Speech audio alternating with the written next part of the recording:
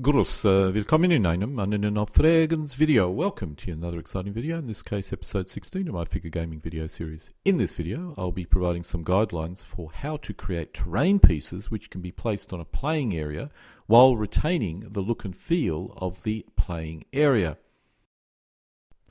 I generally, these days, embed roads and rivers in all my playing areas, either a battle map or game boards, specifically tile-based game boards or even MDF sheets. This leaves players to place on this playing area built-up areas, woods and hills. However, some players do not embed roads and rivers, so they are also terrain features which players may wish to be able to place on a playing area.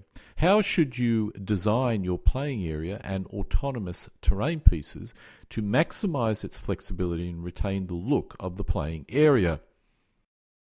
A quick note, I come from metric country, so I prefer to use centimeters, but for some reason most players use imperial measurement. As a result, I'll use feet instead of centimeters. Just multiply all values by 30 to arrive at a metric value in centimeters.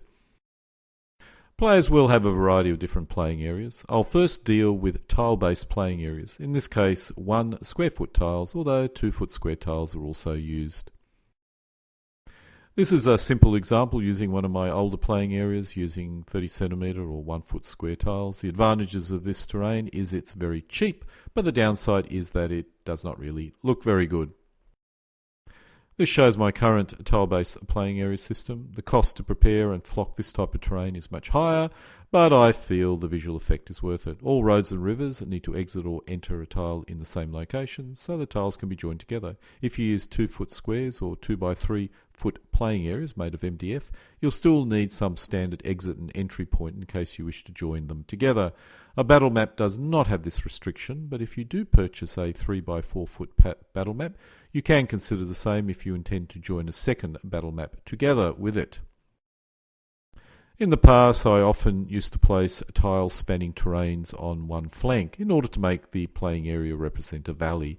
Even if we're dealing with the steppes of Russia, you'll often find a German line of advance runs between hills, so while the hills may not span the tiles, you may need room to place hills on at least one flank.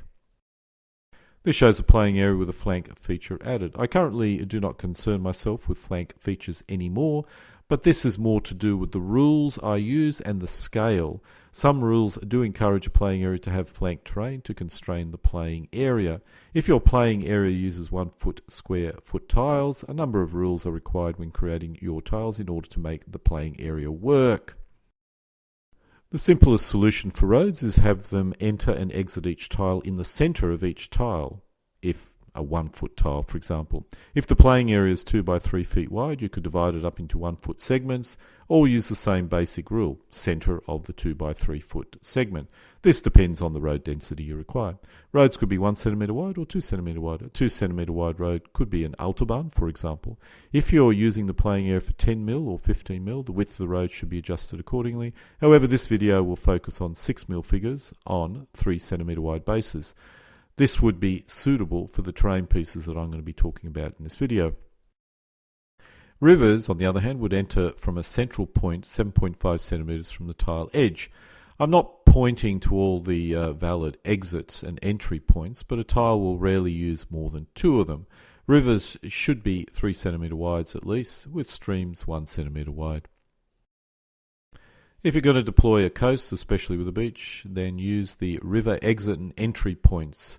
Any beach would be 1 centimeter wide, although it may be best to not have beaches span tiles, otherwise you're going to have a lot of trouble.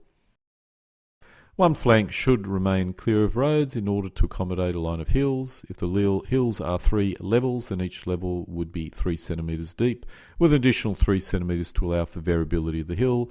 Even if you are not deploying a line of hills in this manner, it's best to keep it clear for other terrain, which would be used to define the flank. If you wish to deploy roads off a flank, then the road must follow a 3 centimeter long path exactly in the center of the tile, 9 centimeters to 12 centimeters from the flank edge. Of course, this requires you to create a road on your flank hill terrain piece that you'll be deploying on the flank. These are my suggested tile creation rules, specifically if you're playing platoon or squad level rules. it doesn't generally apply for rules which are company per element or battalion per element scale. And for those rules there are other systems you can follow. Players will need to decide what sort of rules they're using, what the scale is, and basically the main takeaway is make sure you have a set of tile creating rules to follow that make sense to ensure everything lines up, whatever scale you happen to adopt. Whatever playing area style a player selects, they will need to decide what terrain is going to be embedded into the playing area and what terrain is not. I personally only embed roads and water features, but even in this case, some of my playing areas do not have any water features embedded in them. This is really based on personal player preference. Let's now look at the non-embedded terrain. The first class of non-embedded terrain is built-up areas. The first step is to determine the type and then the size. The simplest type of built-up area is two-dimensional. This could be printed on a battle map, as can be seen here, or it could be a piece of felt, MDF board, plastic or resin, which is placed on the playing area. You can place some buildings onto the built-up area to make them look nicer, but the buildings would be removed when combat occurred in these areas. The advantage of this system is that it is practical in terms of gameplay. Elements can freely enter the built-up areas and they are clearly seen. The downside is they range from boring to being very board game-like. The next step is to make your flat built-up areas three-dimensional by giving possibly them some height. In this case, the built-up area is made up of an MDF board with small balsa blocks glued onto it, with some suitable flock added to it and painted accordingly. You get height, but you can still place elements on them. The balsa blocks would be painted in such a manner as to give it the appearance of buildings. The advantages are that this is still practical. The downside is it still does not look attractive enough for a diorama-focused player. The final style is to use actual building figures. This is a compromise solution here, with the built-up areas being represented by 6 cm bases and the buildings placed loosely on the base. This is practical because the buildings can be moved around to accommodate any figures in the built-up area. The other option is to fix the building on top of the base, which allows you to flock the base and create a very nice piece of diorama, but which is not practical for a game in many cases. Players could replace these figures when elements need to enter them, which was the solution I originally used, but during a game I rarely ever bothered to bring out the nice buildings and stay with basically the flat top built up areas instead. There are some other compromise solutions. In this case, we have a built-up areas which can accommodate an element on top of it. In this case, the buildings are closer to the ground scale than the figure scale. In this case, the manufacturer claims 1 in 1000 scale. With this type of built-up area, you could place an element on top and achieve the best overall solution. You get your nice-looking buildings on the playing area there all the time, and you can easily occupy the built-up areas with your elements. I finally went down this particular path and have created a wide range of built-up areas. This shows a range of buildings, even the Bahnhof, which I consider as bizarre. I suspect this is for model railroad folks. In conclusion, the buildings must be either movable or allow for elements to be placed on top. Otherwise, they're not useful for actual figure gaming. Let's now look at built-up area sizes. If you're using 3 cm bases, then built-up areas would be multiples of 3 cm. Most built-up areas would be the smaller variety, with only one each of the larger built-up areas on your playing area. The only issue with this perfectly square built-up areas is that they don't look particularly realistic. If your built-up areas were just simply built on a standard 3 cm square base, players can join up their built-up areas in any pattern they wish. In this case, the core built-up area is a 6 cm square built-up area, with 4 3 cm built-up areas arranged around it to give you the realistic built-up area look. When arranging built-up areas like this, it's important the built-up areas do not move around. If you can shake your playing area and the built-up areas move, as they do in the Mortal Engine movie, you have a problem. If using a battle map, the built-up areas should use double-sided tape, or the base could use a thin layer of rubber or some material to stop it moving horizontally. This is a bit difficult and depends on what type of battle map you may be using. If you're using a battle board or felt, then I would suggest placing a piece of felt on the base. This will stick to the flock covered board or felt like glue, or Gore-Tex at least. From experience, and I have to admit most of my gaming these days are company element or battalion element games, so it may differ if you're going down the squad or platoon scale, but nonetheless I've found 1 element square built-up areas are the most useful. This shows a 6mm built-up area, it's actually 1 in 1000 but designed for 6mm figures, which is on a 3cm square base. In addition, I do have a few 2-element wide square built-up areas, which in this case are 6cm square. When I game with 15cm figures, the built-up areas typically are a 4cm square. These built-up areas can be joined together to form whatever type of built-up area you so desire. If you're embedding hills into the battle boards, then there's no need for flexible hills, as you can see in here. However, this lacks flexibility. Once you've created this type of playing area, there is minimal variation possible. I will focus on playing areas which use non-embedded hills. The simplest hill is a map-like hill, which is two-dimensional and looks less than impressive. In this example, the rough features could be considered as hills. If you do not like two-dimensional hills, we need to move to three-dimensional hills. The first hill type is the simple contoured hill, as you can see here. This gives you a small one-level usable hill, which looks very acceptable.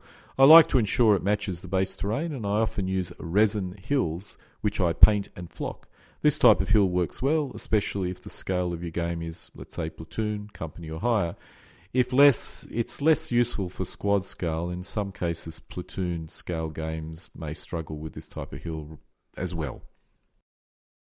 The next type of hill is the layered hill, where each layer is able to accommodate an element. This is the most game-friendly way of achieving a good-looking hill, which is more than one layer high. You need to ask if you need a multiple-layer hill, as often this is not important. But most 6mm micro-armor rules do like having hills which give you up to a maximum of 3 layers, so it's something that you need to consider. This shows a few examples of layered hills, in this case a single long hill running down the entire flank which is 3 layers high, and in this case considered as rough terrain. Players can fill in each layer lip to give it a smoother effect, but it's important to know the contour lines, so don't obscure it entirely. As with built-up areas, if the hills move around, if you shake your playing area, you have an issue. Double-sided tape, rubber or felt-back hills is required to ensure your hills don't move around, like a Shakespearean play. Oh no, that's a forest. If your hills are all one layer, then you can follow the same rules as built-up areas. Basically element-wide square or oblongs. However, if you have more than one layer, it gets a bit more tricky. One-level hills can be any size, but the smallest 2-layer hill needs to be at least a 9cm square, and 3-level hills need to be at least 15 square centimeters. This is to ensure each lip can accommodate an element. Note, the numbers shown in the elevation in this image is considered elevation for Corps Commander rules. If you're creating hills which span tiles, then all you have to do is make sure that they're the same width as they exit or enter a tile, which in this case is 9cm. This is to allow them to join together easily. When we look at area terrain, I've found the most useful hill size is 1 element wide by 2 elements long, with the slope not being included in those measurements. In this case, the entire hill is 10cm long by 5cm wide. The most important point is an element needs to fully fit on top of the hill, irrespective which way it's facing. I also possess a few hills which are 4 elements long, as you can see here. Finally, I have one hill which is even longer, but I rarely use more than one of these hills in any game. Let's now look at woods. The most basic woods is a piece of felt of an appropriate colour with some lichen or trees placed on it. This is similar to the built-up area solution and gives you a reasonable effect. If your rules support different types of woods, such as open, woods, forest, then use different coloured felt. Instead of lichen, you can actually use models of trees. In this case, we have a fixed base with trees built into it. The issue here is what happens when you place figures into this. This is suitable for skirmish games, but probably not so much for larger scale games. This shows an interesting solution. In this case, the trees are mounted on bases and joined together as required. Once again, due to the fixed nature of the trees, this may not be practical, but I suppose you could remove the base with the trees on it and replace it with a bit of felt if you have elements in it. Another option is to use movable trees. This works, but I would not wish to be the person who has to set up and pack up this playing area. In the end, I feel the green felt and lichen may be the best solution. However, placing a few trees in the woods will also make it look good. Just don't go overboard. One other final solution is to create flat-topped woods, as you can see here. This is designed for 3mm figures, and I suspect would easily work for 6mm figures. The towns are also flat-topped in this example. After a lot of experimentation, I went down the flat-top wood strategy, with my most common woods being 1 element wide and 2 elements long. I almost never deploy woods which are any larger, but that could be because of the scale I normally play at. If playing a game at a lower scale, larger woods may be useful. This style of woods allows you to place elements on top of them, as you can see here. Let's now look at roads. The simplest road is a piece of brown felt cut 1 centimetre wide and joined together to form a road. If you're using a felt cover or flock covered game board, the felt will stick to the playing area. If you're using a game map, then you will need a different solution. Another solution is to use road pieces which are made of resin or plastic, as you can see here. This works, but I really do not particularly like the look of it. You can actually get much higher quality roads which you can use, so if enough effort is made, this solution can look good. This requires a lot of terrain along the sides of the roads, which then makes setup and pack up time lengthy. Personally, I prefer roads which are embedded in the playing area and only, if required, use a felt road or road model to create short roads to join up roads that I may want for a particular game. So, in summary, at least this is my personal preferences, while having movable roads provides you with a lot more flexibility, I tend to prefer embedded roads simply because it's more practical. Let's now look at rivers or water features. As with roads, the simplest rivers are pieces of felt. This is not suitable for a battle map, but works well for a felt covered sheet or a game board which has flock, fine turf placed upon it. As with roads, you can also purchase resin or plastic rivers, or players can make them using cardboard or MDF boards. I prefer the rivers to be embedded, and if you need a short special river for a scenario, the felt solution works perfectly well. So once again, in summary, I prefer, and personal opinion, embedded rivers for my custom-made playing areas and also for my ad hoc playing areas.